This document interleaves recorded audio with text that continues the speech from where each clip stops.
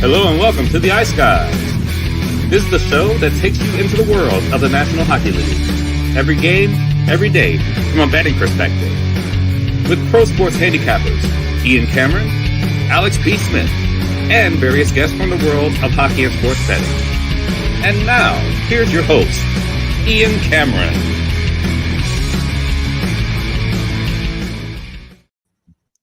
Welcome to the Ice Guys, presented by Boston Hemp Inc. Sunday, February 25th. Ian Cameron, Alex B. Smith, ready to break down the Sunday NHL card. You can tell it's post-football season because we suddenly have ourselves a little bit more of a bigger slate than normal on a Sunday. And I think we're going to have even larger slates than this on Sundays moving forward as well. But we've got 7 games here on this Sunday slate. So we'll get to those in just a moment. First, we'll recap what was a very busy and very entertaining Saturday in the NHL. I mean, we were on the air doing the daily show, the Saturday show yesterday when the Detroit Red Wings were putting a whipping on the St. Louis Blues to get the day started 6-1.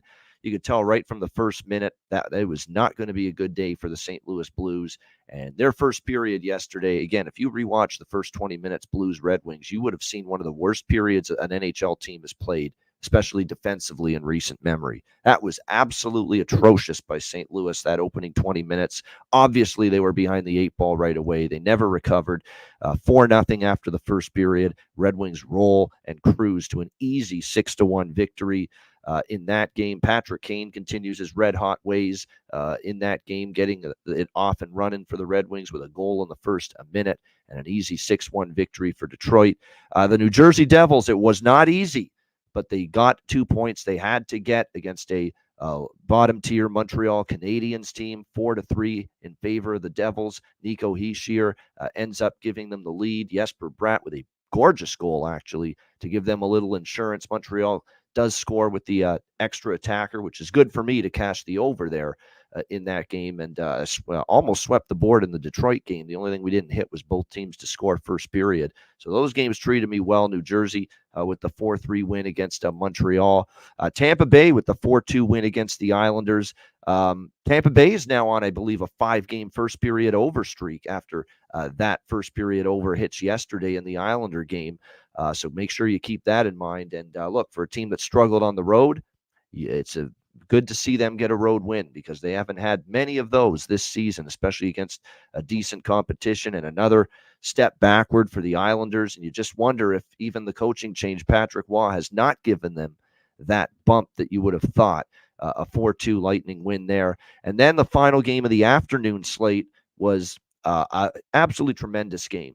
I know there was only 3 goals. It was 2-1. It was low scoring. Rangers beat the Flyers. That game had it all, though. The chances were there. The pace was actually not bad. You know, at times it slowed down, but at times there was some really brisk, frenetic pace in that Rangers-Flyers game. It had the physicality, and of course, Matt Rempe, the rookie that has taken the NHL world by storm, and that's essentially what he's done now at this point. I mean, this week is a magical week that we may never see again in quite some time. For a kid to break onto the scene in the NHL and make this many headlines, it's unbelievable. He gets a fight with Matt Martin of the Islanders in the Stadium Series in his very first shift. He gets into that incident with Bastian and thrown out of the game for it against New Jersey the other night, hitting players left and right. The physical presence is clearly there. And then against Philly on Saturday, I love the whole situation with Delorier. They talked before the game. Hey, you want to go? And sure enough, they agree. And then first shift that they're on the ice at the same time, they drop the gloves. And I think initially I overreacted slightly, saying it's one of the best fucking fights I've ever seen. Maybe not quite that strong, but I was just so blown away with how incredible that fight was. It's certainly a fight of the year candidate, and it's certainly on my short list for the best fight I have seen in the NHL in this century. Like since 2000. Yes. There's definitely. no question about that. It is right up there. They were throwing bombs, throwing haymakers, rock'em sock'em. Nobody was leaving anything in the tank, exchanging wild haymakers throughout that fight. Nick Delorier and Scott Rempe, or Matt Rempe, I should say. And it was just an absolutely outstanding fight, start to finish. Look, he's given the Rangers something they've kind of lacked actually in the playoffs: size, physicality, toughness. I think they got pushed around at times, the Rangers. That's been the one thing you can say about them the last couple of years. Maybe they've been pushed around a little bit, but no question, it was a hell of a fight and a hell of a game. Tell you what, Flyers can't feel too bad about the way they played. They had their chances. Man, did they have their chances. Couturier misses a wide open net with 4 seconds left off the post, and it stays out. Rangers survive and hang on and extend to 10 wins in a row now with that 2-1 win over the Flyers. And they'll go for, I believe, the franchise record today when they go to Columbus to take on the Blue Jackets. But Alex, what did you think of the early afternoon slate yesterday? Yeah, I mean, starting with that game, I watched pretty much the entire portion of Philly and New York. It's just a great contest. Once again, another game where low scoring but high event and a lot of fun to watch and really entertaining hockey to watch. The pace did not suggest that game would end 2-1 by any means. They were flying up and down, especially throughout the first period, throughout a good chunk of the third period. So it seemed like, even when the Flyers went down with that goal, that they would have the momentum to try to tie it up. I mean, we saw a shot hit the post with about 2 seconds left in regulation. That would have just another quarter inch to the left. That thing bounces in the net, and we're talking about a tie game, which would have been nice for those of us who bet the draw. But just another fun game to watch. And Philly, like I said, this is a team that they got to prove their mettle going into if they're going to be a playoff team. This is not a team anybody expected to be here in this spot, even at this time right now, and hanging around against top tier teams like the Rangers. So they can say they can't hang their head low about that loss. That's a good effort, and they keep putting together efforts like that.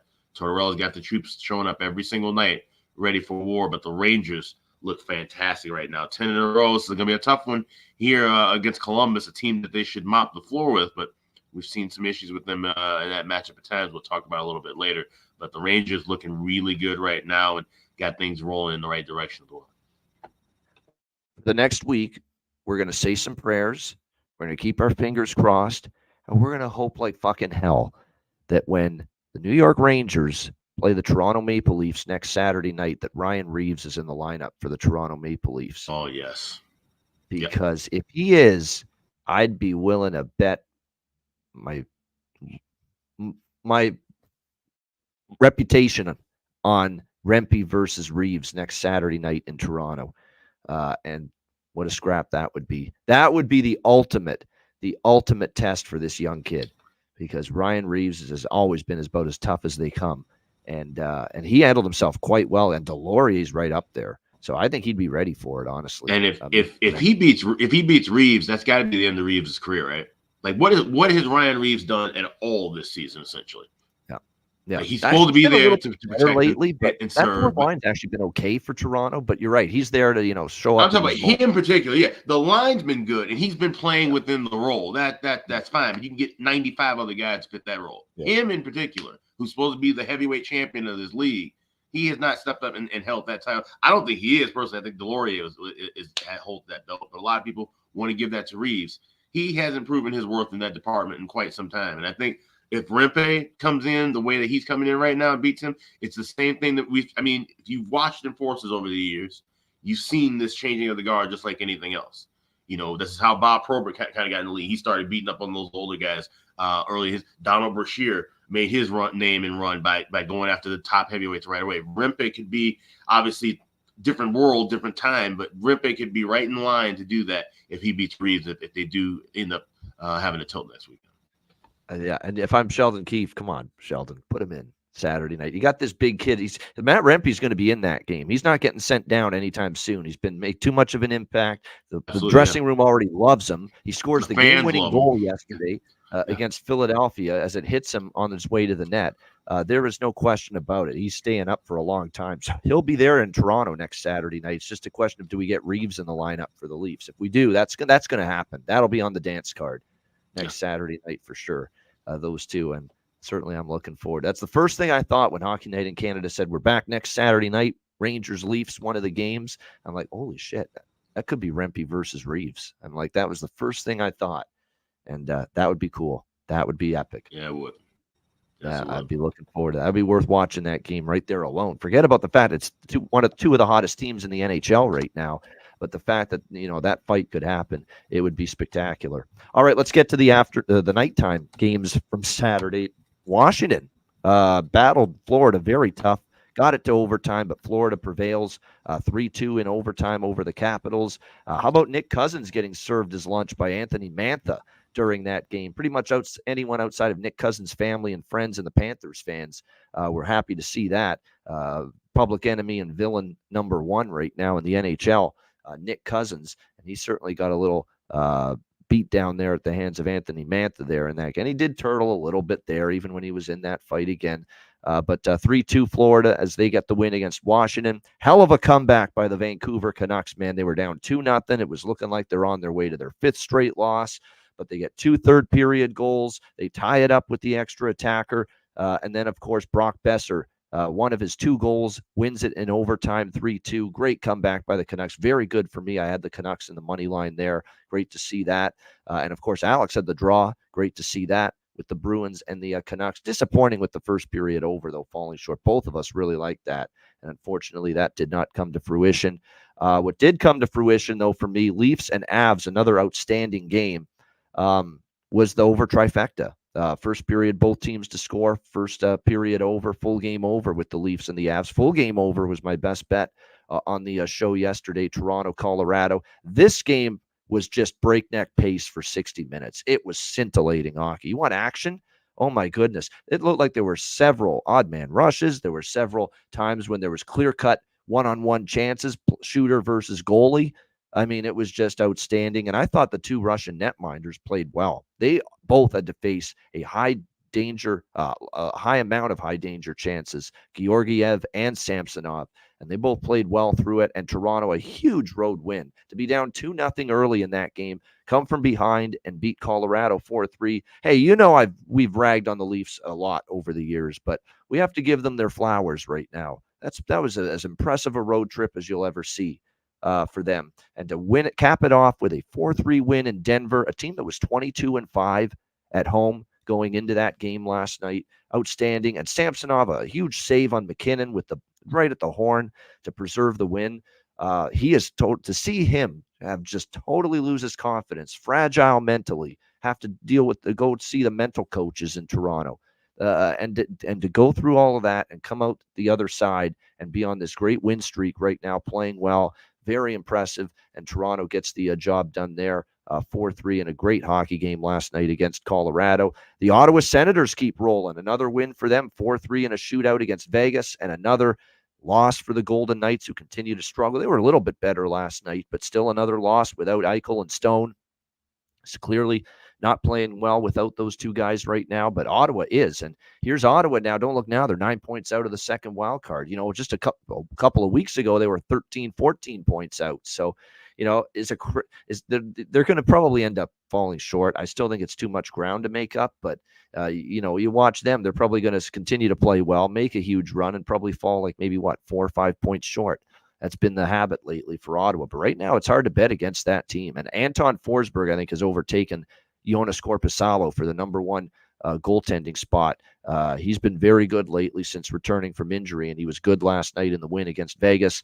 The Dallas Stars 2-1 against the Carolina Hurricanes. A nice bounce back because they lost to the aforementioned Ottawa Senators. It was probably one of the worst games they played all season. They get a 2-1 victory against Carolina. Another great goaltending matchup here. Ottinger was great. Kochetkov, even in the losing effort, nothing wrong with his performance. And Dallas with the 2-1 win. Wyatt Johnston getting the game-winning goal.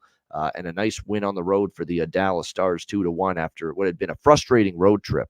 You know, Boston, they were better, but they lose in a shootout. Rangers, they were definitely the better team, but Shesterkin had a masterpiece in net and stole the 2 points. And then the Ottawa game, they just flat out didn't play well. But to rally and get the 2-1 win against Carolina on the road, a Hurricanes team that's been playing pretty well. So when we look at it, certainly it's a situation where this Dallas team responded the way we hoped, and they get a nice 2-1 road win against, like I said, a Hurricanes team that's been playing very well. Speaking of playing very well, this one was unbelievably impressive. The Minnesota Wild, man, against Edmonton on Friday night, you know, that was a good win. And I'm like, okay, though, you're going to Seattle. It's a back-to-back, tough spot, big win. Seattle's rested and playing at home now for several days. And, yeah, Seattle jumped on them early, but after that, Seattle got into penalty trouble, and you can't get into penalty trouble right now against Minnesota. Minnesota's power play, it just, well, other than the Edmonton game when I wanted them to score and they didn't, but other than that, their power play has been very good lately. It was very good last night. The 5-on-3 that they capitalized on completely turned the tide of that game when they went up 2-1 in the first period, and then it kind of deflated Seattle. They weren't the same team after that. And Minnesota just ran away with it in a back-to-back spot on the road. Just extremely impressive.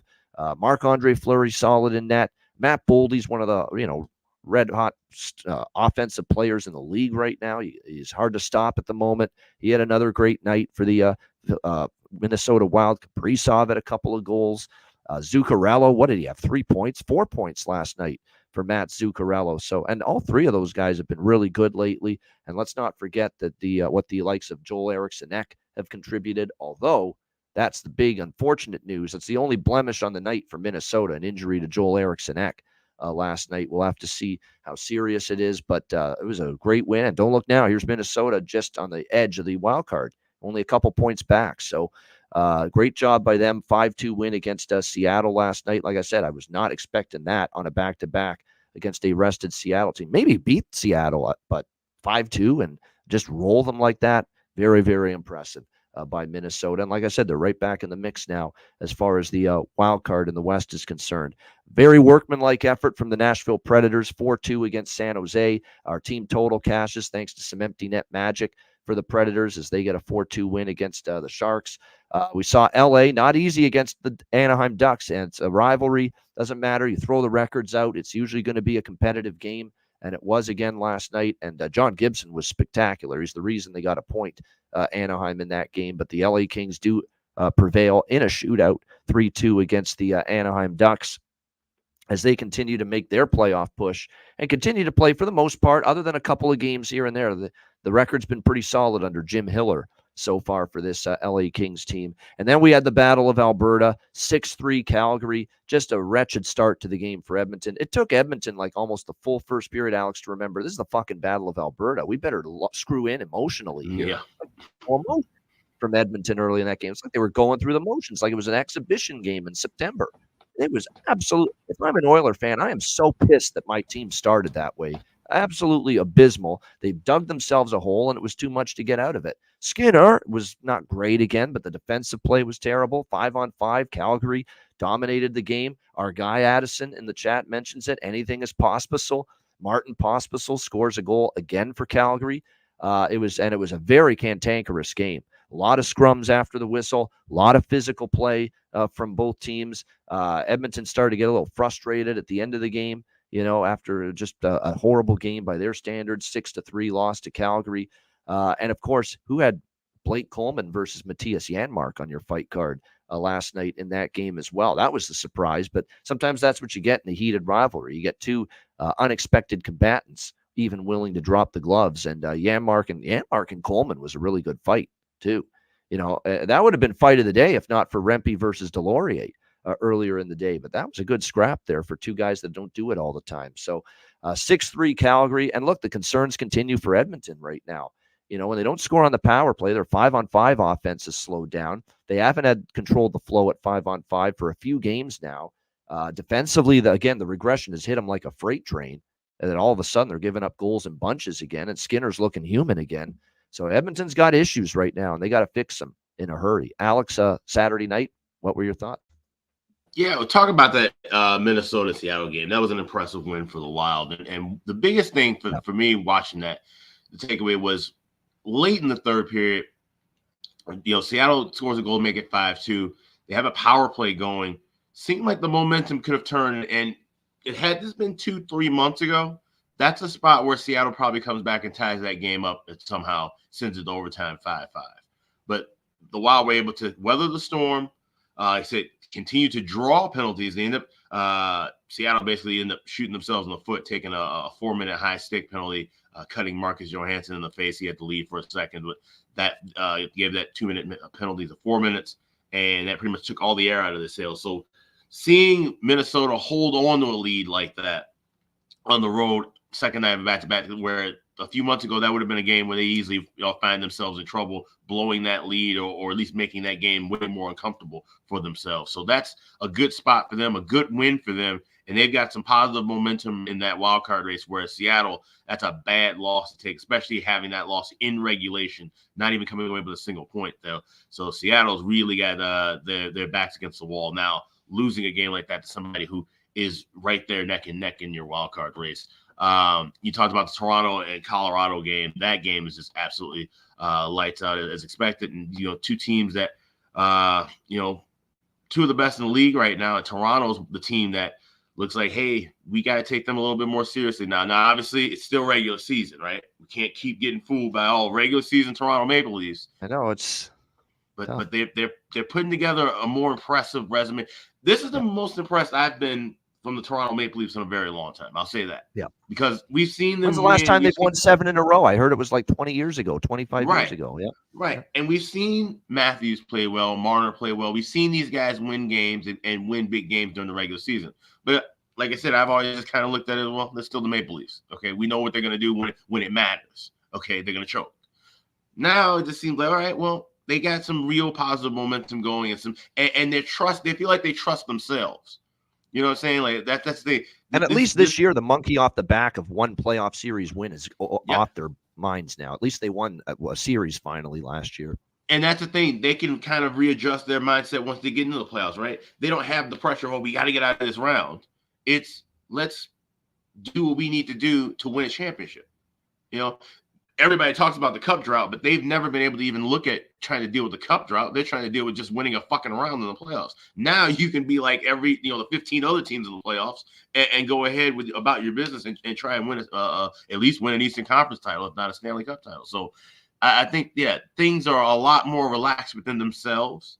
And as they continue to win late into the season, now they can kind of carry that confidence over and say, hey, listen, we don't have that pressure of what we had in previous playoffs. And we've been playing very well leading into the playoffs, where think about some other years we've seen this team play, red hot early, and then they fizzle out a little bit late and then try to get themselves back up for the playoffs, and it doesn't work. It only works for teams that have playoff experience, which this team does have now.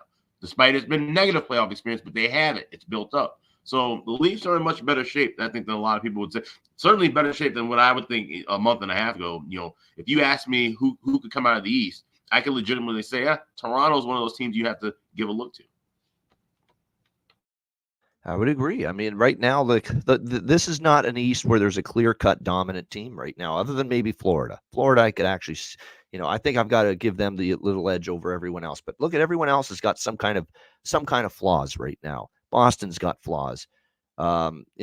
Even the Rangers have flaws, because John Massey mentioned with the Rangers, like their stats are pointing that regression is going to hit them at some point.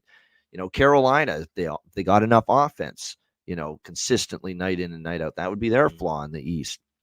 There's flaws galore on everyone else, right. Tampa, and you go on down the list of who else might make the playoffs for sure. So, that's why if you're the Leafs, there's a pathway to get through the East, because the East, there's a flaw in everyone. I think there's as close to a complete team right now as Florida, but everyone else got a flaw somewhere. Yeah, I absolutely agree. And that's the thing. It's how you can navigate it. And right now, the pathway for Toronto, like I said, to be able to navigate this, they need the goaltending, and they're getting that from Samsonov. The offense is in spades. That's the biggest thing. They have to try to keep that offense bottled up and bring some regular season offense to the playoffs, which a lot of teams don't do. A lot of teams struggle to do that, but that's really going to be their key if they want to get deep into the postseason. Yeah, no question. And that's going to be something that's what will they do on the blue line? Will they upgrade? Will they make, an addition on the blue line? I know Tree Living wants to. It's just a question of, can he find the deal he wants? Can he find the defenseman that he wants? That's going to end up being the question. All right, let's get into Sunday. It is Hockey Day in America, by the way.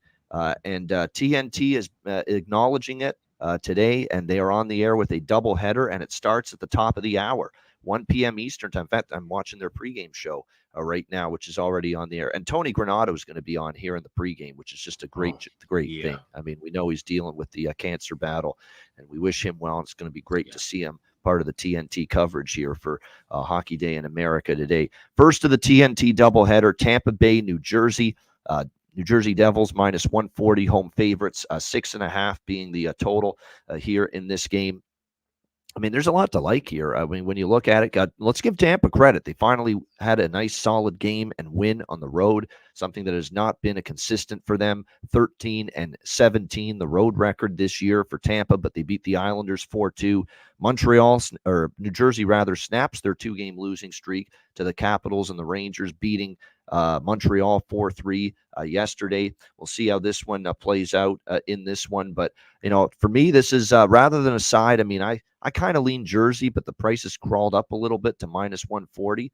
And Jonas Johansson in net, no thank you. I simply do not trust him right now. Simple as that. New Jersey, though, very interesting that, Nico Dawes has played a lot. Vitek Vanacek, of course, has been backing him up, but he's on IR. But with him on IR and this being a back-to-back, we're going back to Mr. Schmid, who we have not seen in quite some time for New Jersey. Akira Schmid, who's not played since December 21st against Edmonton, recalled from Utica yesterday.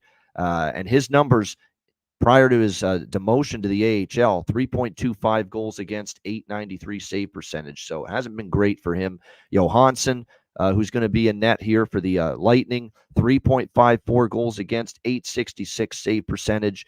Last time we saw him, he got pulled and yanked in that 9-2, or actually, no, he replaced Vasilevsky, I should say. He came in and he still gave up 3 goals on 8 shots in that 9-2 loss. He gave up 6 to the Islanders before that, 3 to Montreal, 4 to Nashville. It's been a rough stretch here for Jonas Johansson.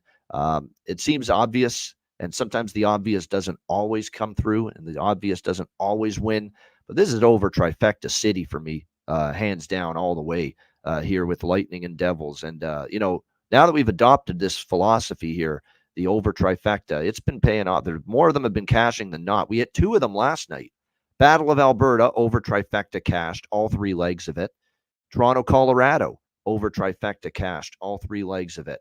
And what those 3 legs are, of course, are first period over, both teams to score first period, and full game over 6.5. And that's what I'm rolling with here. That's what I like. I think you've got just question marks galore with the netminder. Schmid hasn't played in the NHL for almost 2 months, and he wasn't good earlier in the season when he was playing for the Devils. And we know Johansson has struggled mightily in recent games in net himself. I think we see goals here early and often.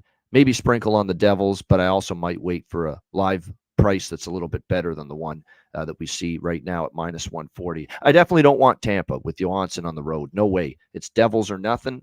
I don't love minus 140, though. I don't love that price necessarily. Alex, what do you think here? The first of a Sunday afternoon matinee TNT doubleheader here on Hockey Day in America, Tampa Bay, New Jersey. Yeah, just actually making sure I got my bet in. First period, both teams to score plus 145. But I also will be on first period over. I want to get that, kind of do the same thing like I did with Florida, Washington, and Calgary, Edmonton. Couldn't get it quite as quick, but looking for first period over and full game over is just at cheaper prices in game. So only waiting 1 to 2 minutes. We're not waiting for the number to move. We're not waiting for plus money. We're just waiting for cheaper prices on 1.5 and 6.5. This would be 7 straight game, last game, 7 straight day games where the over has cashed in the first period with the Tampa Bay Lightning. So that's a trend to definitely ride on here in the second half. I think they got about maybe 5 or 6 more day games the rest of the way. So something to kind of circle and note. And with Johansson and Schmid, this is a battle of bombs and net. So we should see goals galore.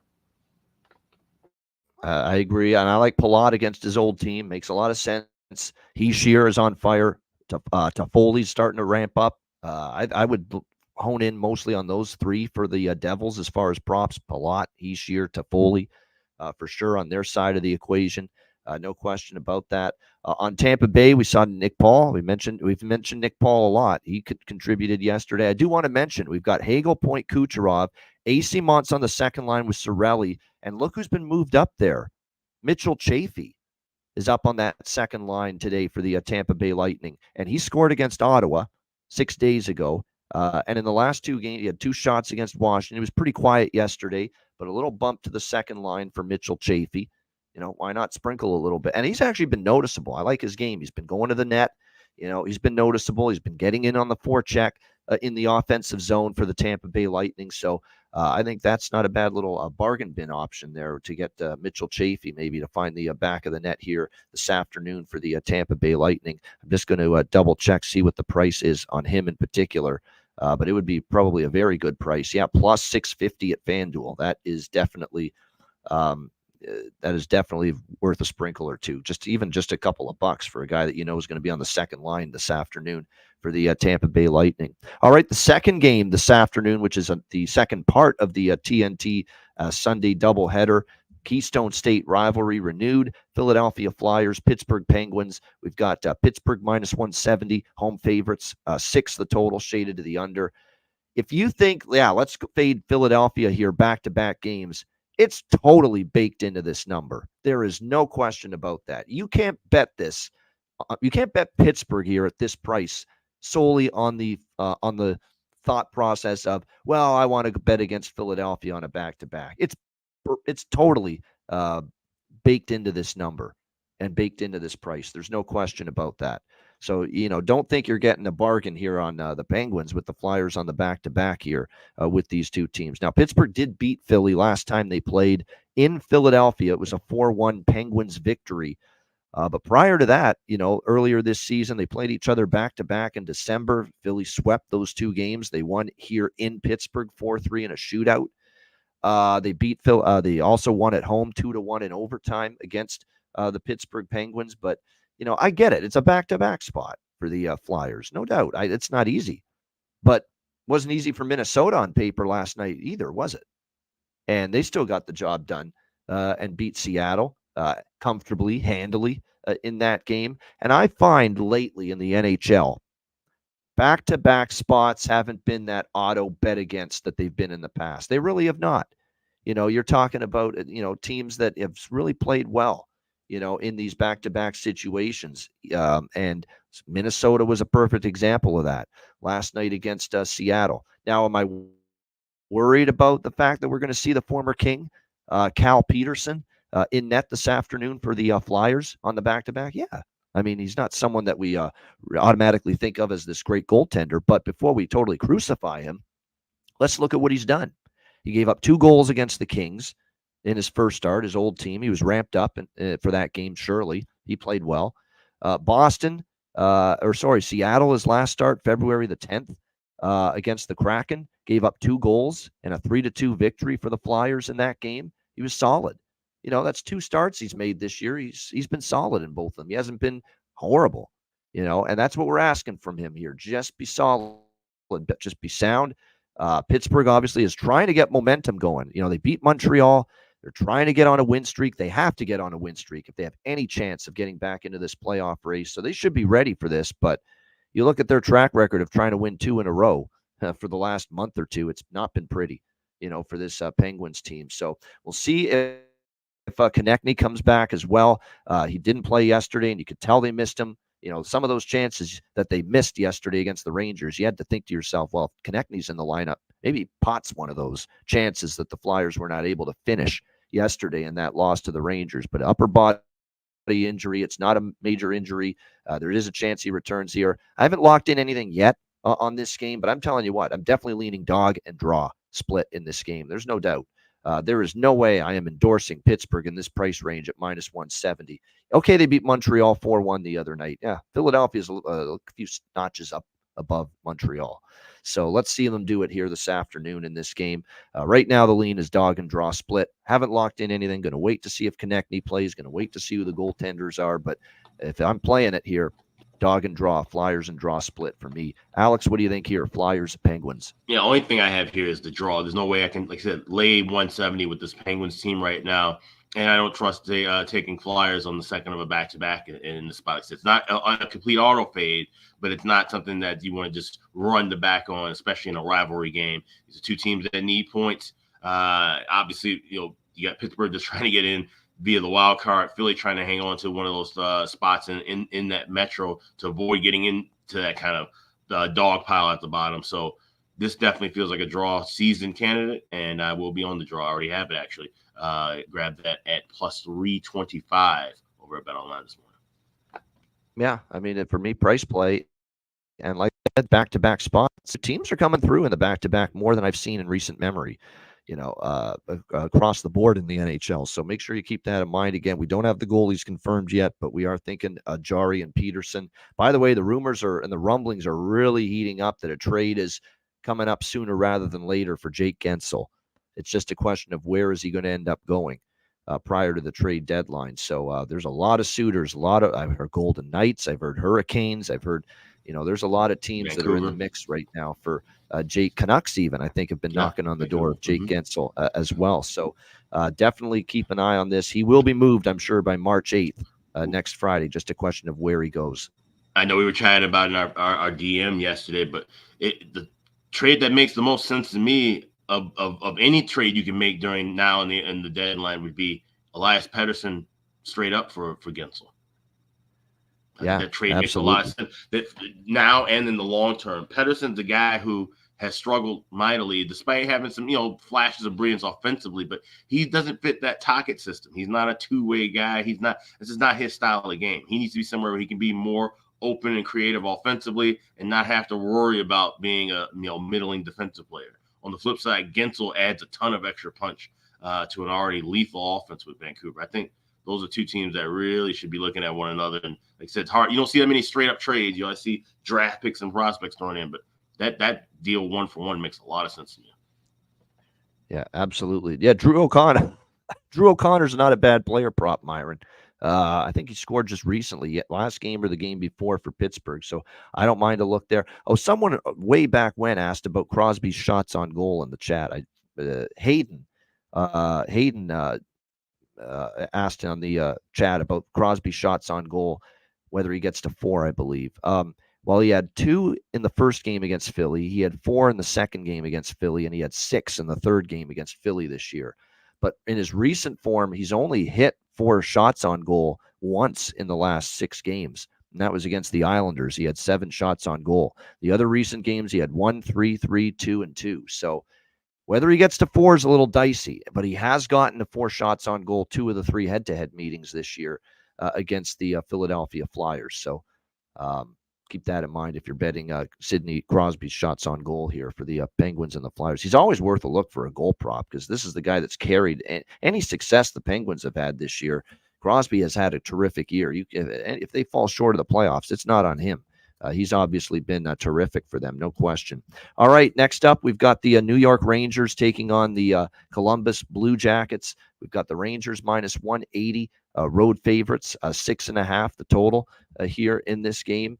This is an interesting matchup here because we've got the Rangers in this is a team you should beat, but it's a little bit of a tricky spot here. You're off multiple huge divisional wars against teams with a history that you have against them, the Devils, the Flyers. Even think back to the Stars on Monday night, a good team from the Western Conference. Go back even further, the Stadium Series on Sunday afternoon, that incredible game with the Islanders last weekend. This has been quite the gauntlet here, Alex, for the Rangers. Islanders, Stars, Devils, Flyers, and now back-to-back going on the road against Columbus here. This is a little dubious here for the Rangers as they try to make it 11 straight wins here against the Blue Jackets. Can the Blue Jackets take advantage of a situational advantage in their favor? That's the question. That's the million-dollar question because they're not always a team that does that. They lost 2-1 to Buffalo first game after that 4-game road trip on Friday night. It looks like as far as this matchup goes, we are going to see Elvis Merzlikins back in net for Columbus. Jonathan Quick on the back-to-back, almost assuredly the starting goaltender tonight for the Rangers. Fantilli, Tessier, Lyonnais all remain out for the Columbus Blue Jackets. We'll see how this one plays out. This is another one where, look, we're almost at the point with Matt Rempe where we're almost focused on he might fight in most games moving forward as long as there's a legitimate heavyweight on the other side, and there is for Columbus and Matthew Olivier. So keep an eye on this year. We might have a little Olivier versus Rempe battle here in this game tonight with the Rangers and the Blue Jackets. Not saying for sure we will, but definitely potential for that. This is an interesting game. Columbus has had a history of really giving the Rangers a tough game. When you look at it, the last 2 meetings earlier this year, Columbus won at home 5-3. Rangers won in a shootout 4-3 at Madison Square Garden in November. Both of those games end up going over the total. here in this one. John Massey, the Rangers fan, he thinks the Jackets, especially early in this game, maybe pouncing on the New York Rangers a little bit. I don't hate that as a situational look. I like both teams to score in the first period for sure. In this game, I definitely think that's a good potential look here in this game, is both teams to score in the first period.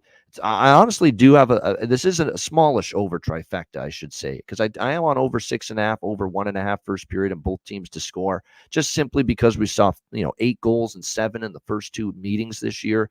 Quicken Net is finally, I think, started to regress slightly. He's still been pretty solid, but we did see him give up 4 to Montreal the last time he started in a game for the New York Rangers. And I do think, after a hard-fought, tough, defensive-minded battle yesterday with the Flyers, maybe a little wide open, more hockey. And plus with Columbus, that 2-1 game against Buffalo, they don't play many 2-1 games consecutively. It's not like they play low-scoring hockey 2 games in a row very often. You go back and look, they played 1-0 with St. Louis. The next game ended up being 6 goals. So you know what I mean? It's not something you expect to become a pattern. So I will jump in with both teams to score over 1.5 first period and full game over, and might sprinkle on the draw here in this game as well.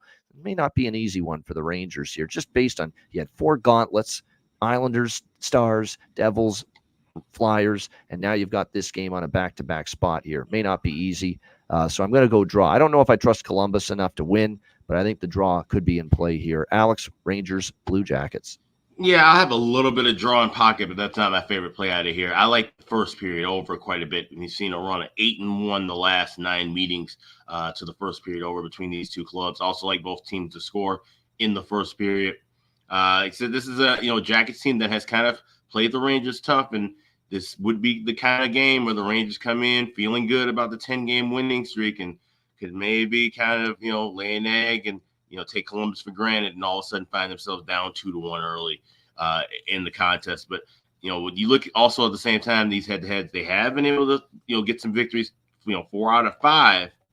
So with the record on the line, I'm a little dicey on the side. I would probably wait and try to look for something in game. Maybe we see the Rangers kind of hold tough early, but Columbus is still kind of giving some pushback. We can still grab a bit of a plus price. Or you see the Rangers just jump out to a 2-0 lead. We get our first period, and then they may coast and set that record. So I want to see how things look the first few minutes.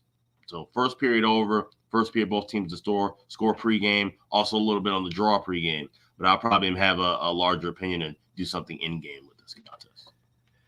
Yeah, I'm just about ready to give up on the VC prop on the first line, because he's been on that first line for games and not a huge impact at all. They need someone else that can do more than what he's bringing right now with Zibanejad and Kreider on that top line. I think you ride the hot hand in Alexis Lafreniere right now. Another solid game yesterday for him against Philadelphia. On the Columbus Blue Jackets side, I would go Shinnikov, Voronkov. They're live. They've been good. They've been consistent, offensively for this team. They do have a new player in the lineup, by the way, Alex Nylander, and it looks like he is going to make his Blue Jackets debut here tonight against the Rangers. This is a guy they got in a trade with Pittsburgh. They sent Emil Bemstrom the other way to the Penguins. So if you buy into the guy making his debut with a new team, there's a chance to make an impact. You could take a shot there, Alexander Nylander. He's the poor man's Nylander. He pales in comparison to William, and that's stating the obvious. Yeah, he's not even as good as his dad. Yeah. I wouldn't be betting on Alex Nylander to score in this league. In the AHL, absolutely. In the NHL, not so much. And we got to mention it too. The Columbus Blue Jackets, they do have a pretty good, PR department. They're kind of in-game stuff. It would be great if they were to have a little fun and maybe do a little quick. Would it be probably only be 10-second video tribute to Jonathan Quick, who was a member of the Jackets for about maybe 16 and a half hours. I think everybody kind of joking about that in the chat, but that might be something funny. We could see that pop up from Columbus. They're the kind of team to do some kind of funny things like that. Yeah, no question about that. It would be one of those teams that probably would. Toronto certainly would. If this was Jonathan Quick with the Leafs for a hot second and he went back to Toronto, they'd absolutely do a tribute video. They did one for Pierre frickin' Engvall, for crying out loud. Yeah. Just recently when the Islanders played there. So yeah, Toronto definitely would play one. Will we see one from Columbus? That's the big question. All right, we got the Carolina Hurricanes, Buffalo Sabres now. Next up in Buffalo, Carolina minus a 135 road favorites, 6 the total in this game. I am awfully tempted here to take Carolina. Awful loss to Dallas last night. They're the much better team, and this price just seems a little short here. On this Carolina Hurricanes team, it does. I mean, only minus 135 on the road here against a Buffalo team that, yes, they won back-to-back games on the Dad's trip. Dad's trip's history now. It's over. Dads have gone back home. You can pretend you can stop pretending you care.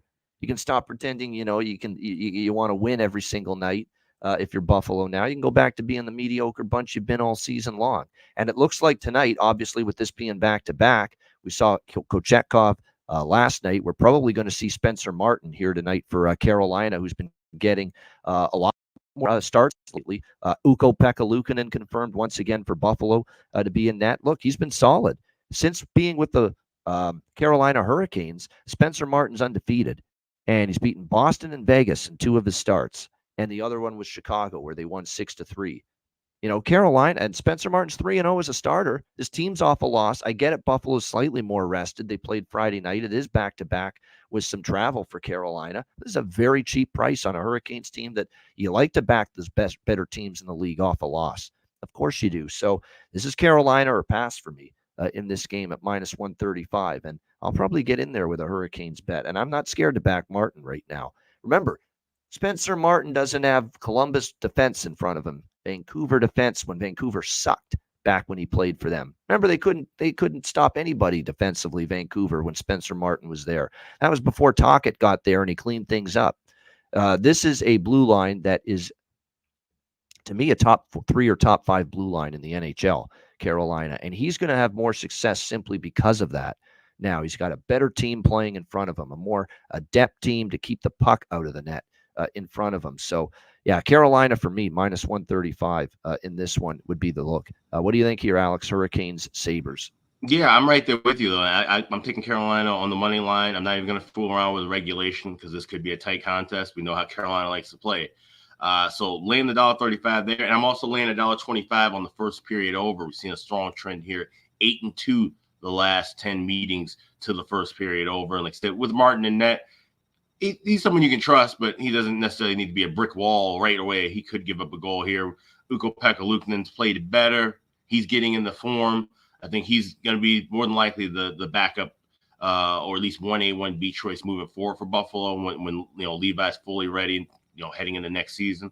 But that being said, he's showing some holes in his game at times as well. So first period over. Don't like both teams to score as much in this spot. I just like first period over, and I'm also rolling with the Canes on the money line.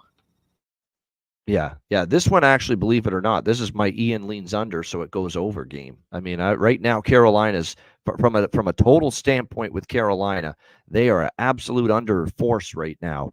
They have gone to the under. It looks like 6-1 to the under in their last 7 games. Their defensive play has been clinical, and if anything, after losing to Dallas 2-1, they're going to want to play good defensive hockey tonight once again. And let's give, we got to give even Buffalo some credit at the defensive end. They have held their last 2 opponents to 2 goals or less, 3 of their last 4 opponents to 2 goals or less.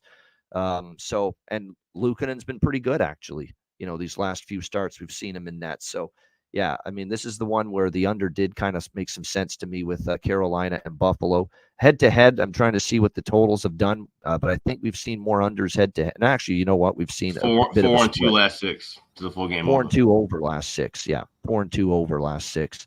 The games in Buffalo have had 6, 6, and 7.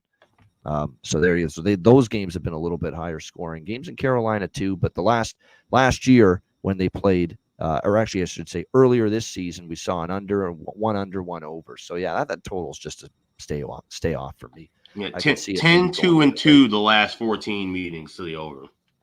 That's pretty strong. That is. And you are talking about Spencer Martin, who can, implode at any minute. But again, this is such a better blue line in front of him here that I think he's set up for better success. I just do.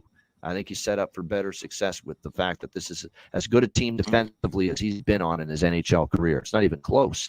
This is the best defensive team he's been on in his NHL career. As far as props go, I've mentioned Fost repeatedly. He's not chipping in yet, but I wouldn't totally shy away from that still.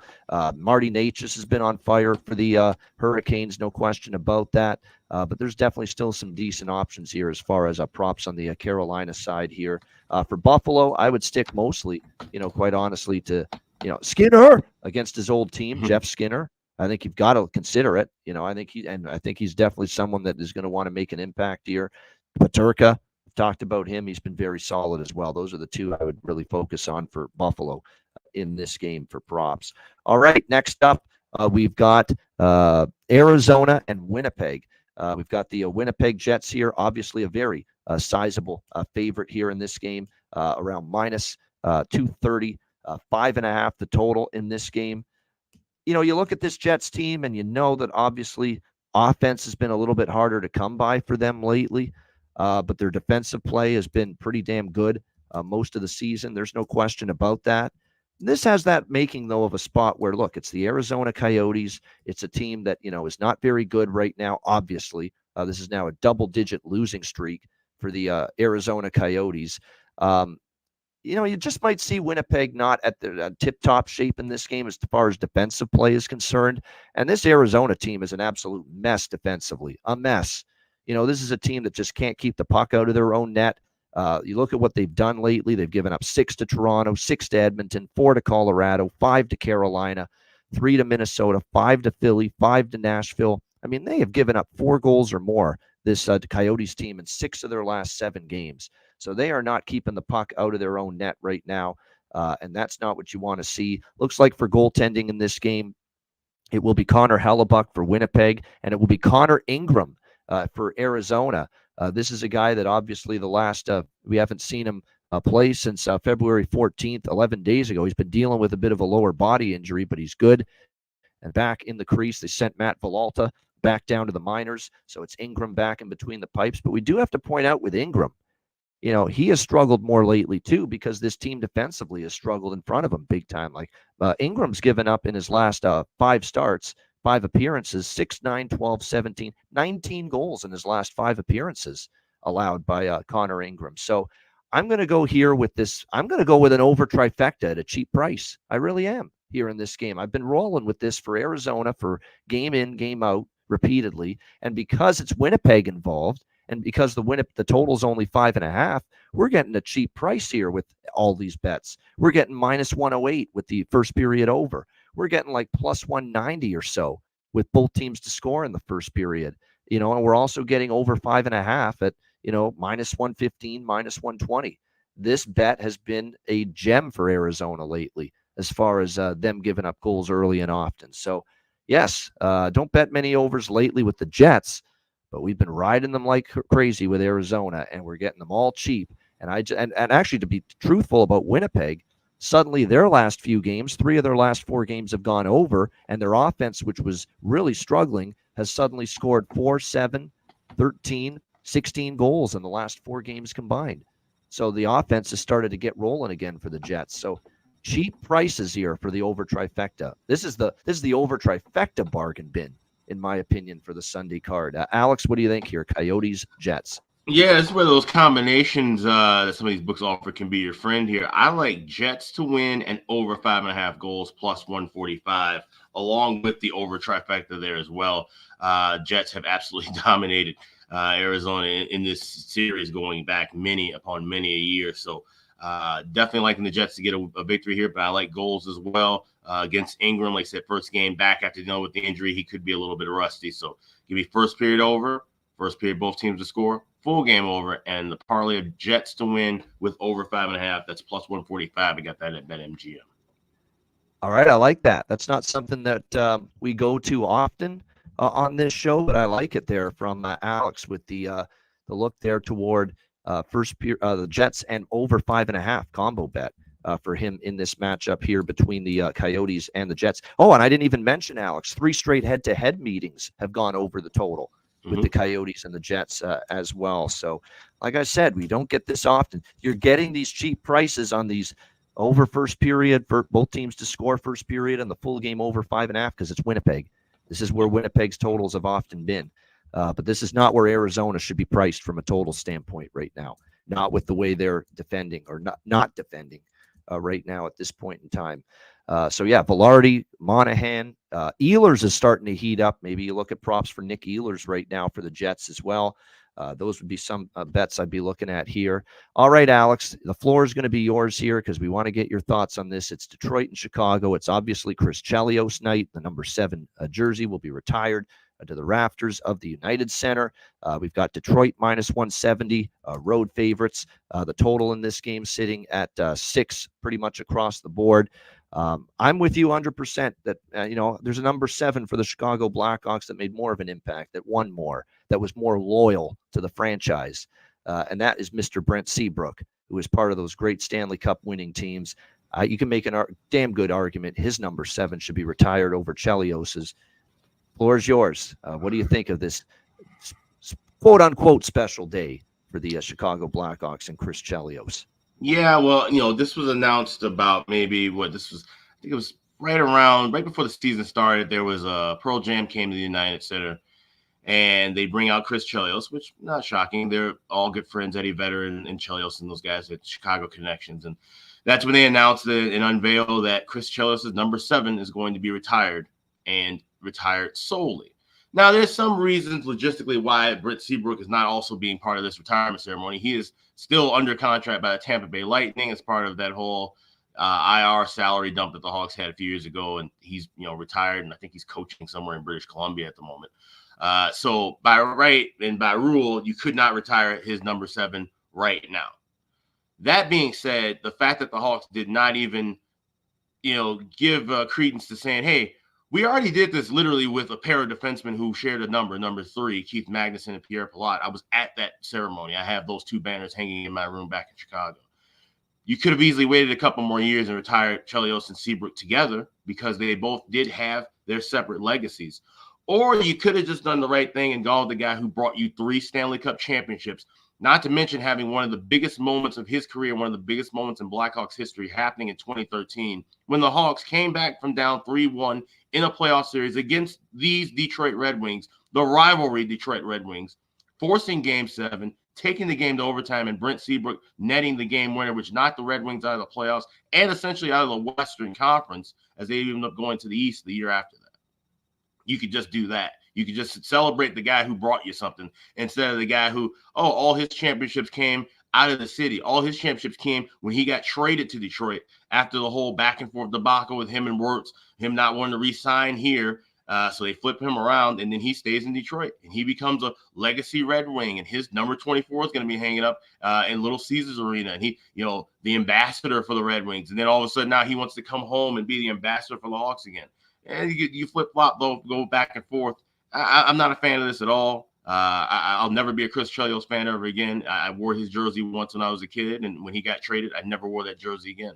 As far as I'm concerned, the only number 7 that matters as far as the Chicago Blackhawks is concerned, it's Brent Seabrook. He's the guy who actually brought home the bacon and played his entire career with the Blackhawks, mind you. And it's awful. When you add in more salt and any other kind of irritant you can think of to the wound, Sir Patrick Kane comes back home. The building that he refurbished after Michael Jordan built, by the way, his airness will also be in the building. He will be in attendance playing for the Detroit Red Wings, wearing that fucking winged wheel in his chest. It's sickening. I won't watch a single second of any of this. I'm not watching the ceremony. I'm not watching the game. I will have bets on this. I'll find out about them later. I even have a player prop that I like. I'll be talking about a little bit later on. I like the draw here in this contest. I do think this is a close game. You got James Reimer going in net. And thankfully, it's Peter Mrazek. So the Hawks are going to actually have a semblance of a chance to win this contest because, my goodness, had this been Arvid Soderblom, then, you just might as well, I don't know. Anyway, let me just calm down a little bit because I can feel my blood pressure rising. I like the draw here. I like a player prop here. I would take a little lean at both teams to score in the first period. Because of this ceremony, it's going to be like, I think, 90 minutes or something like that. They will just be kind of carrying on like a regular game setup. It won't be something that draws on into the actual start time. Game will be starting around 5:15. So first period, both teams to score, and the draw, and a player prop that I'll talk about a little bit later on. Yeah, so well said. Like I said, I just think Seabrook is just the more impactful Blackhawk, in my opinion. He won more. He was there longer. He was there his whole career, and it's just, and this is if you wipe out Seabrook's distance in those Stanley Cup wins, yeah, Chelios for sure, 100%. Make all the case in the world for him getting that 7 retired. But I don't know. I think of 7 as Seabrook, like you. I do. And this is, again, he's had, look, Chelios, a terrific career, no question. Great defenseman in his career, no question about that. But we're talking about the absolute, impact he made here on the team. And I think when you look at it from a Chicago standpoint, he definitely made that impact Seabrook a little bit more, in my opinion, than Chelios did. But anyway, on the game itself, Detroit minus 170 road favorites, 6 the total in.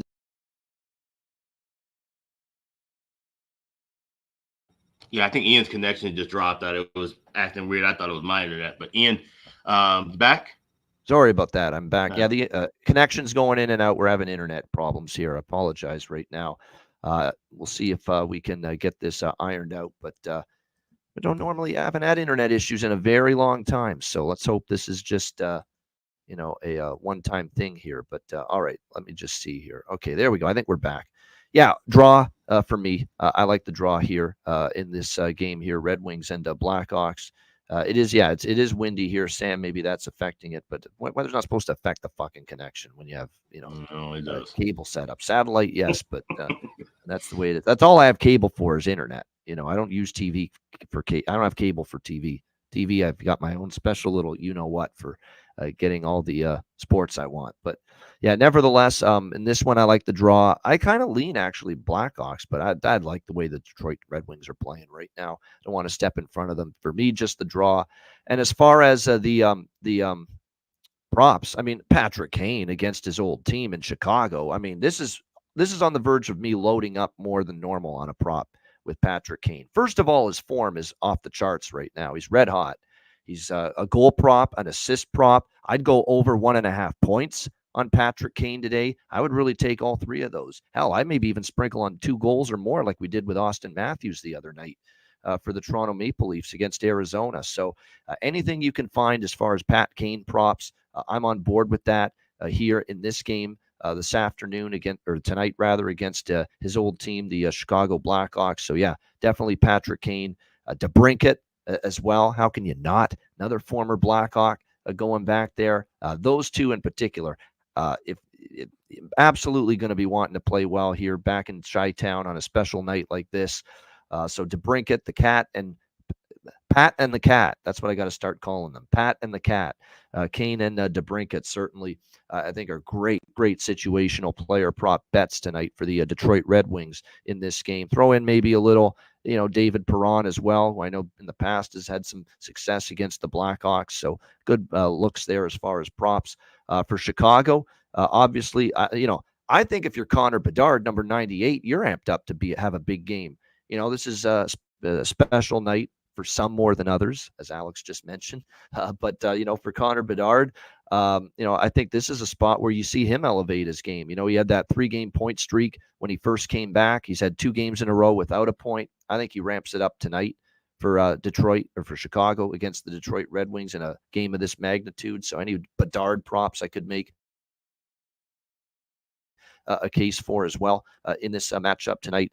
Like I say, and he's probably going to be in that mode where he's going to be the straw that stirs the drink. And I'll throw one out there because he's streaky, and all of a sudden here he is with goals in consecutive games again. Colin Blackwell here for Chicago, our old friend, and all of a sudden he scored in back-to-back games for Chicago. So maybe a little Colin Blackwell piece as well in this game, and you can find him again consecutive games, and he is plus still a very good price, $7.50 at BetMGM for Colin Blackwell tonight for the Chicago Blackhawks. So a guy that scored in 2 straight games, second line tonight, it looks like, once again with Dickinson and Joey Anderson. So why not a little shot on Colin Blackwell once again for the Chicago Blackhawks tonight as well.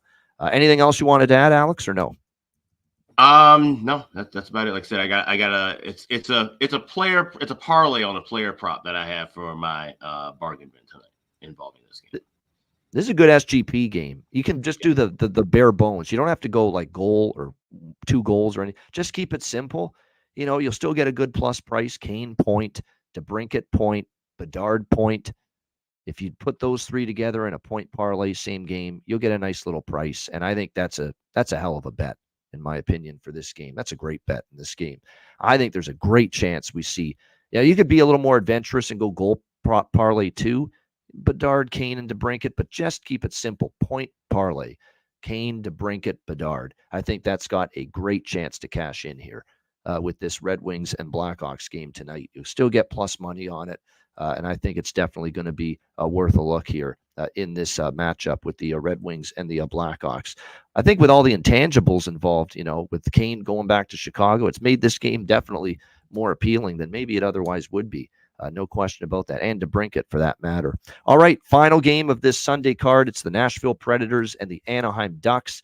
We've got Nashville minus 160 road favorites. 6 the total here, shaded to the over in this game. You look at Nashville, nice 4-2 win for them last night against the San Jose Sharks. I shouldn't say nice as in, wow, very impressive, but they did what they should have done. They did what they had to do. They beat the San Jose Sharks as they try to keep their playoff push alive in the Western Conference. We'll see who's in net, but you would think because we saw Saros for Nashville last night and we saw Gibson for Anaheim last night that we should see the opposite today. We'll probably see Kevin Lankinen for the Nashville Predators, and we'll probably see Lucas Dostal in net for the Anaheim Ducks tonight. Here in this game. Back-to-back for the Nashville Predators, but they're playing well right now. They have not lost since that absolute horror show of a game that they played at home against the Dallas Stars. Since then, they are unbeaten, 4 straight wins, all on the road against the Blues, Golden Knights, Kings, and Sharks. This is the final game of this 5-game road trip, and then they head back home to take on the Ottawa Senators.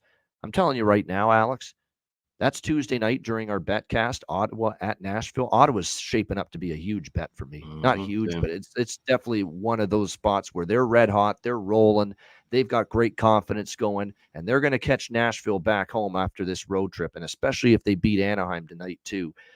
That's a great spot on Ottawa Tuesday night. Agreed. I've had that circle too. Yeah, 100%. Malinsky special, 5-game road trip coming back home, and Ottawa's form right now, which is rolling. They are the Senators at the moment. So, we're both thinking that way on Tuesday. But for now, this game, I don't know. I mean, I look at it, I certainly don't want to go against Nashville here. But do I trust Anaheim enough? I'm not so sure. We'll see who's in net. I do want to mention here, too, with these 2 teams going head-to-head, we've actually seen goals more often than not, especially in Anaheim. 3 straight meetings at Honda Center over the total with scores of 6-3 Nashville, 6-1 Anaheim, 5-4 Anaheim in those games. I mean, for me, this can be, I don't know what I'm going to do yet with this game. I'll get involved in some fashion, probably a little bit on the Preds team total over again, probably even a little bit on the, definitely over 6 minus 125. I do like that here in this game, Predators and Ducks, because Ducks are really, struggling defensively the last few games. Last night aside, they actually should have given up more than 3 goals. I mean, they gave up almost 50 shots. It's not like it was a great defensive game. Gibson bailed their ass out last night against Los Angeles. So for me, I look at this game here tonight. I definitely like over 6, maybe a little sprinkle on the Nashville team total over once again here in this matchup as well. Alex, what do you think here? Predators, Ducks. I like the over trifecta in this. I like both teams to score first period over, and full game over. Those are the only things I like. Like I said, this is, Nashville's a tricky spot being the end of the road trip. They should be able to put the screws to Anaheim, but like I said, they let the San Jose kind of hang around last night, and thankfully for us, we got that team total over 3.5. The empty net goal.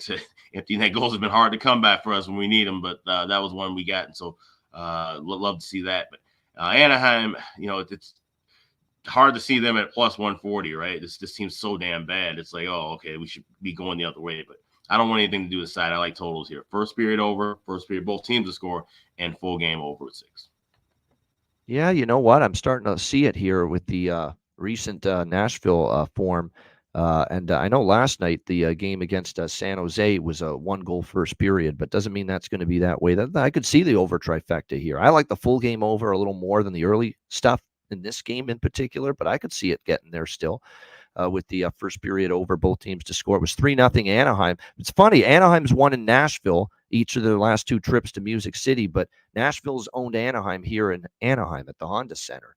So it's interesting dynamic here, how it's played out. Nashville's record just in the state of California is outrageous. I mean, we talk about how they dominated the LA Kings. He said they've had a great record against Anaheim, and I think even with San Jose, they've done fairly well. They're one of the probably better teams in the National Hockey League, making that 3-city tour of California, where some other teams have struggled historically over the years.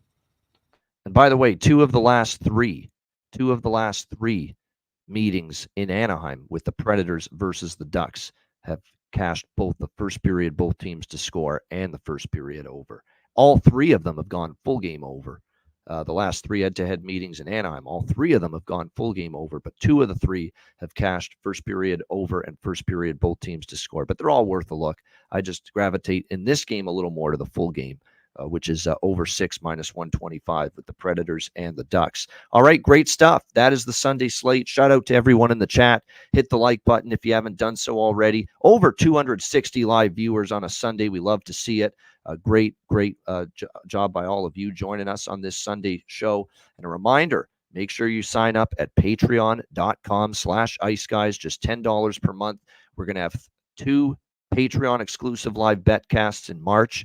We're going to have probably 3 overall. 2 of them will be Patreon, and we'll have the one free-for-all betcast in March. So a little bit slower schedule for betcasts in the month of March because of the NCAA tournament going on. So patreon.com/iceguys. Our daily sides, totals, and player props are posted there.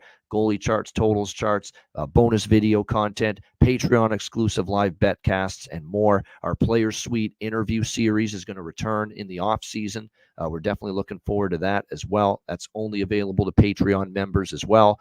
So sign up if you haven't done so already. And a reminder, the $10 per month goes a long way to keeping this show going for the long term. Patreon.com/iceguys, just $10 per month. Go sign up now.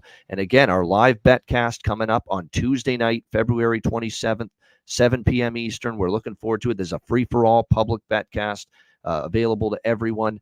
We're looking forward to it. It's a great card. We got Vegas, Toronto, good game. Carolina, Minnesota, good game. LA, Calgary, huge game in the playoff race in the West. Dallas, Colorado, the game of the night. Pittsburgh, Vancouver's got intrigue. Crosby going out to the West Coast. So it is a really good card Tuesday night. Make sure you join us for our Ice Guys live betcast Tuesday night. Just 2 days away, 7 p.m. Eastern time. DM or email me or Alex for a spot on the betcast, and we will send you the link for the betcast before it begins. And last but not least, check out the store. Get your gear and your merch at the Ice Guys store, iceguys.myspreadshop.com. Yeah, absolutely. And you got 5 days left to save 20% off everything in the store. So just go to visit iceguys.myspreadshop.com, click on the redeem button at the top of the page, add whatever you want into your cart and shop away. We got everything in stock right now, so don't miss it. 5 days left, 20% off right now at iceguys.myspreadshop.com. All right, make sure you check it out. All right, we will be right back with Bargain Bin Special of the Night and Best Bets to wrap up the Sunday show right after we hear from our great sponsors, Boston Hemp.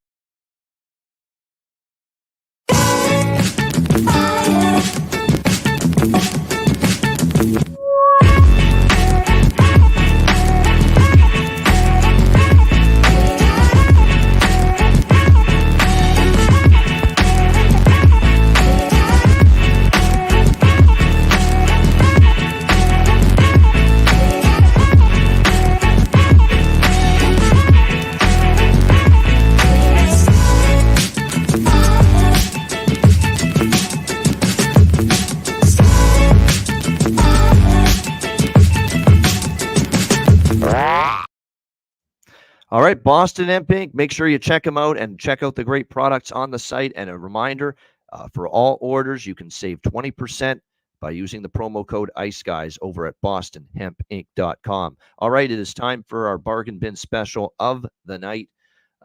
Missed it with Amadio yesterday for me, but that's okay. We still had Pospisil, one of our other plays, cashed in. We had a couple others as well that came through, which was good to see. Hell, Nick Cousins, mentioned him on the show for Florida. Yeah. Second line, he scored one of the goals for the Panthers yesterday. So still cashed a couple, even though we missed the Bargain Bin Special. See if we can find another Bargain Bin Special winner tonight. Alex, we'll start with you. Bargain Bin Special, what do you got?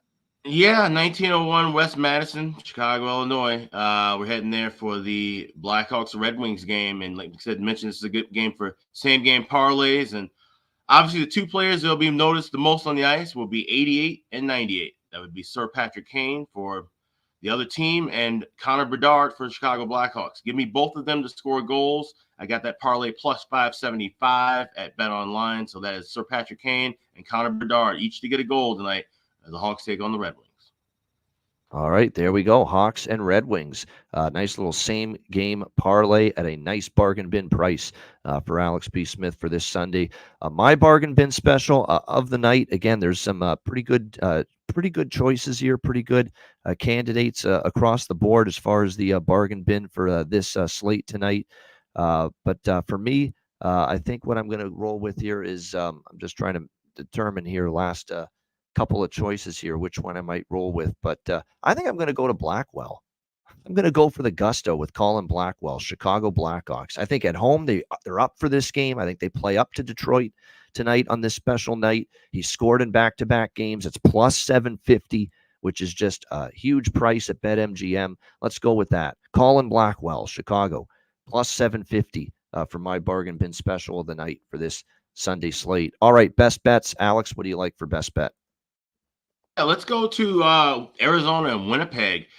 Like I said, it's a cheap price for that first period over. 1.5, you get minus $1.06 at FanDuel. This definitely seems like a spot with, Connor Ingram coming back. He's had a great season, but we saw him kind of, falling and regressing a little bit before he dealt with the injury. Now he's coming back against the Jets team that's been kind of rolling. They played Arizona very well over the years. So I expect some goals early here. Give me Winnipeg, Arizona, first period over 1.5, minus $1.06. That is my Sunday best bet. All right, there it is. Arizona, Winnipeg, over 1.5. And again, you can get less than minus 110 with that because of the full game total only being 5.5. And again, yes, it's Winnipeg involved, and they've been a defensive team much of the year, but they're starting to score a bit now. And Arizona has not been keeping the puck out of the net for weeks now. So it looks cheap to me. Arizona, Winnipeg, over 1.5 first period. Best bet for Alex B. Smith. My best bet, I'm going to that Nashville-Anaheim game, over 6, minus 125. I like it. Last 3 meetings at Honda Center in the Duck Pond have gone over the total, and I think we see more of the same here tonight with the Predators and the Ducks. I think the last time Anaheim was at home was the Columbus game, and it was 7-4. It was a crazy, wild, high-scoring affair. I think we see something at least a little bit similar tonight with the Predators and the Ducks. So Nashville, Anaheim, over 6, minus 125 for my best bet for this Sunday NHL card. That'll wrap up this edition of the Ice Guys. Thanks to everyone for joining us. Hit the like button on the way out. We appreciate it very much. A reminder, the Ice Guys is live 7 days a week, Monday to Friday, 2 p.m. Eastern.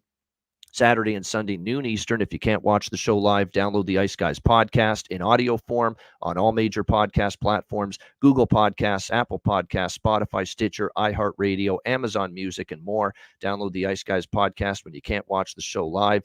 We've got our old friend, Ray Bryce, back on the show joining us tomorrow, and he's going to talk about a new little business venture he's got going on.